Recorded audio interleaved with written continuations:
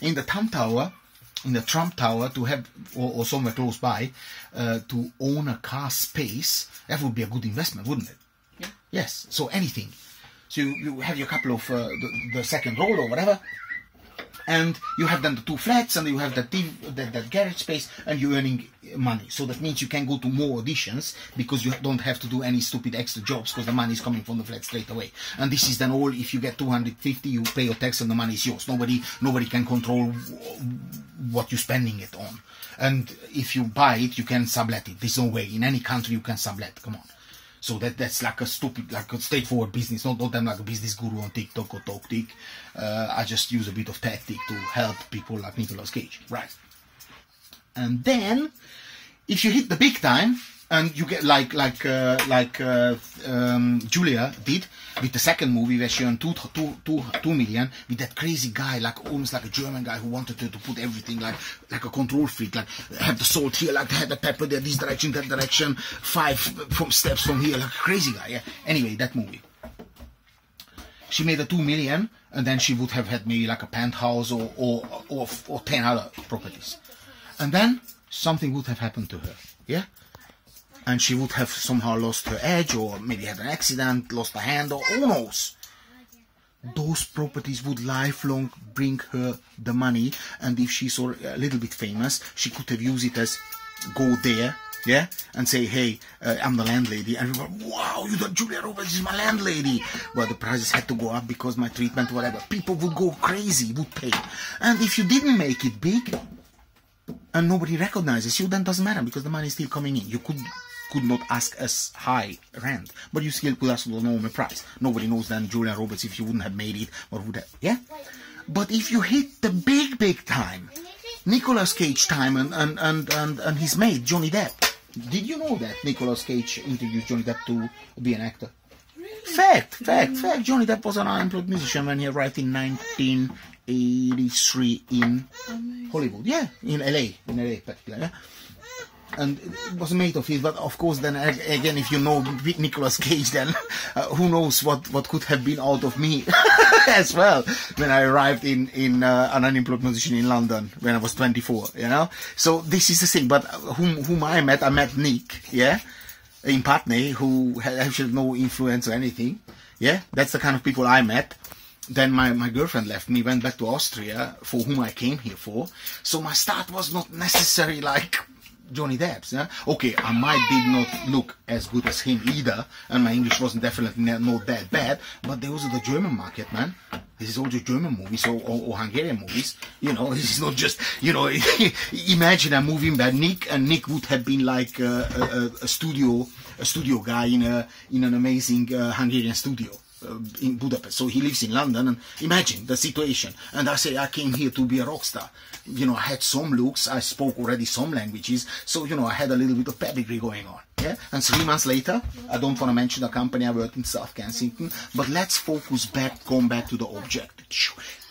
Am I doing a show or not? Yeah. Right. Outside.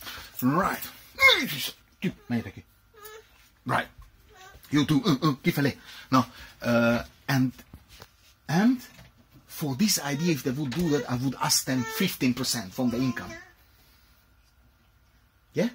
So that means until 15% from the income until they buy their first property. Until they buy their first property when they get famous. So for the first 5 properties Julia bought until she wasn't that famous, I would make the 15% if she gets super famous. Oh, yeah? Oh. But if she doesn't get famous at all and has only that 3 left with 3 properties, I would get nothing. 0. Yeah, of course. Why would I be getting 15% from a landlady? You know? I mean, yeah, but from Julia Roberts, that's a different story. You know, for her tax deductible, just for that idea.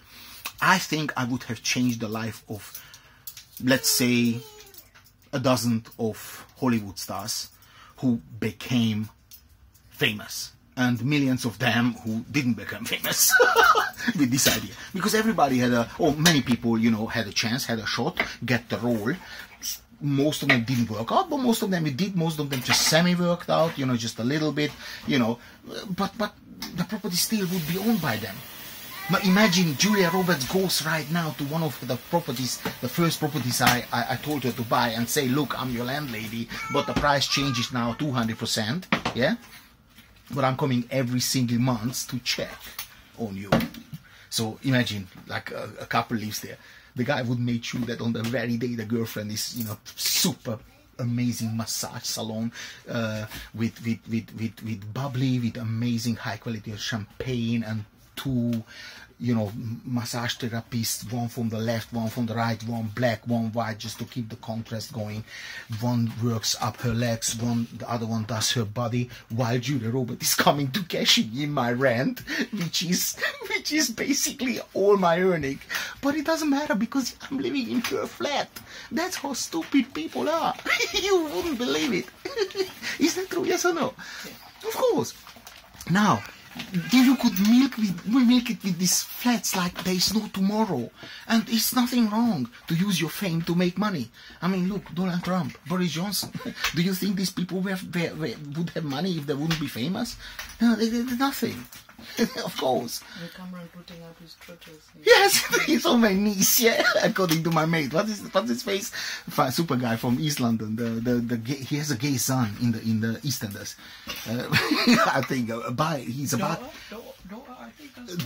No, the daughter is not gay. He's just got married on Britain's Got Talent. Not Britain's Got Talent, Love Island. The daughter in. The daughter, no, EastEnders. I'm talking about the daughter. I'm talking about the son. Don't be ridiculous.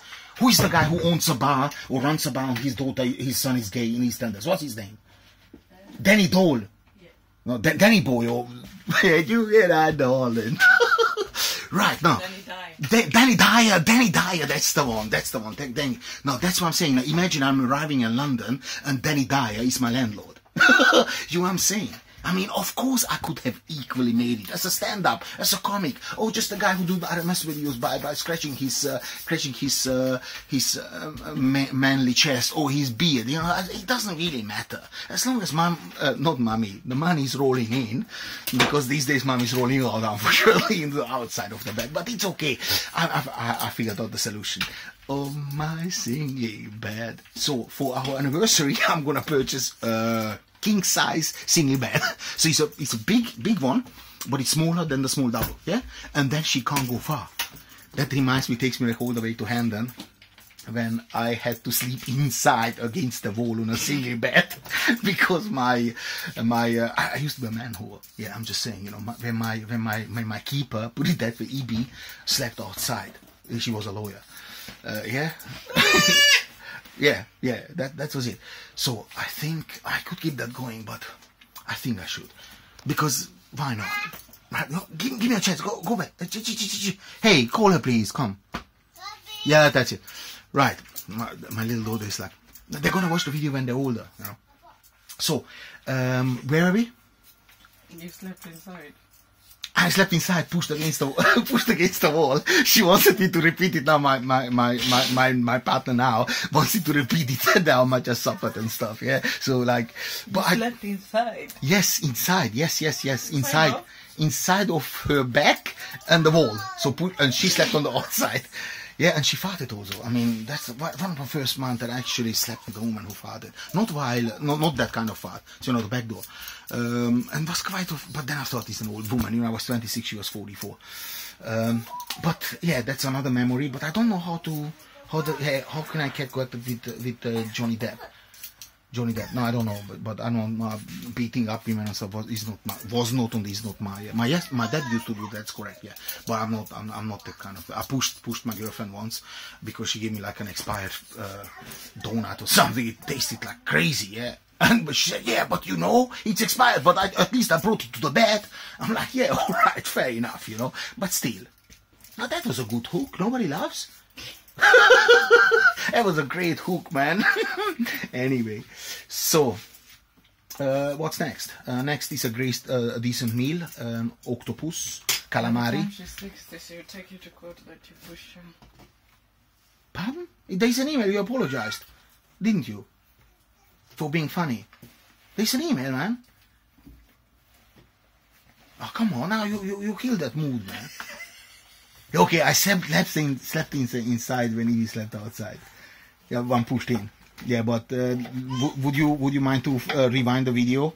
Just no, remind the story. Remind the story just before I was pushed against the wall. Oh, I had to be against the wall. What happened before? Just You want wanna. to buy a single, double, king size bed, something like that. No, the way I had to give it twice to Ibi every single day. Oh, I don't Yeah, and she demanded that. Now imagine, compare that with our situation right now. You're a lucky son of a... Yes, son of a whore. Yeah, yeah, they say, but my mother, no. I mean, I wouldn't have a problem to be a son of a whore, but with my mother, you can't tell her to. I mean, you can say that, but then I ask, do you know her? Because if you would know her, you wouldn't say that. But anyway, right, yeah. So the Ibi face, but I calculated it. I saved around £9,000 there, legally, completely legally, of course. But then I lost it a few years later with Dynamis, didn't I? So it's money comes and money goes. Girls come and girls go. Some of them stay and some of them solo. Yeah, some of them are solos, some of them the rotos, some of them the da-da-da-da-da-da. Mickey Mouse on the house.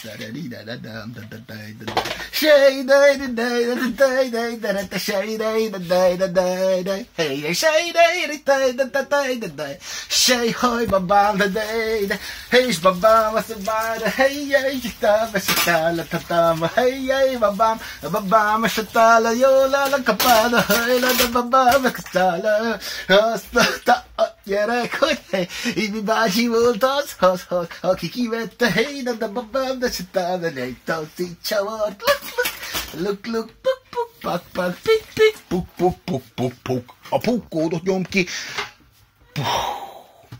Szerintem most lehet oda biztosíték.